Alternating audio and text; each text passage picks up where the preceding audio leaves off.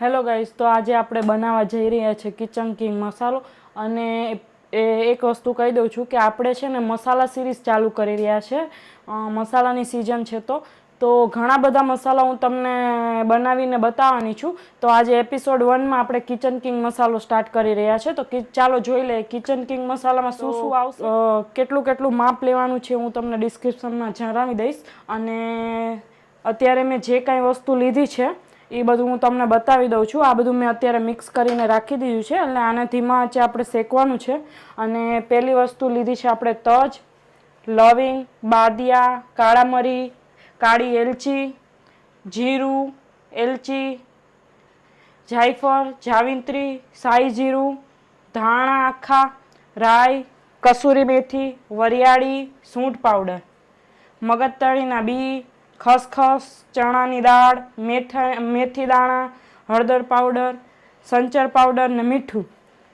અને આ બધી જ વસ્તુ ભેગી કરી અને એક ફ્રાય પેન લઈ લેવાનું અને એની અંદર છે ને સાવ ધીમી આંચે શેકી દેવાનું છે. સાવ લાઇટ ગોલ્ડન જેવું થાય ત્યાં સુધી આપણે શેકવાનું છે એને. તો ગાઈસ, અત્યારે આપણું આ બધી વસ્તુ છે ને એ શેકાઈને રેડી થઈ ગઈ છે. સાવ લાઇટ ગોલ્ડન થાય ને એવી શેકી લીધી છે મેં. અને હવે આને છે ને આપણે એકદમ ઠંડુ કરી અને મિક્સર ગ્રાઇન્ડરમાં ક્રશ કરી નાખશું. એકદમ આમ સ્મૂથ પાવડર બનાવી નાખશું.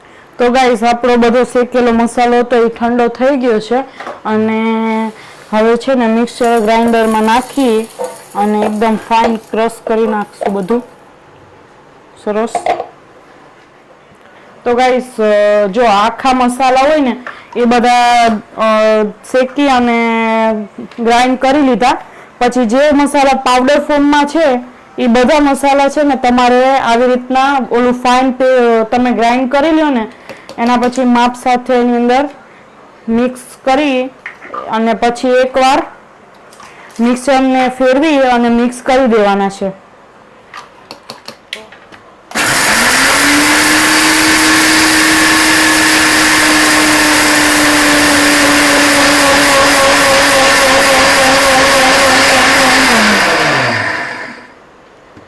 ગાઈસ, આ વિડીયો બનાવવામાં મને ઘણી બધી મહેનત લાગી છે, બધું માપ સાઈઝ કરી અને જો તમને આ વિડીયો ગમ્યો હોય તો લાઈક, શેર અને કોમેન્ટ કરજો. અને આ મસાલો બનાવી અને મને જરૂર ને જરૂર કોમેન્ટ કરજો કે તમને આ મસાલો કેવો લાગે છે.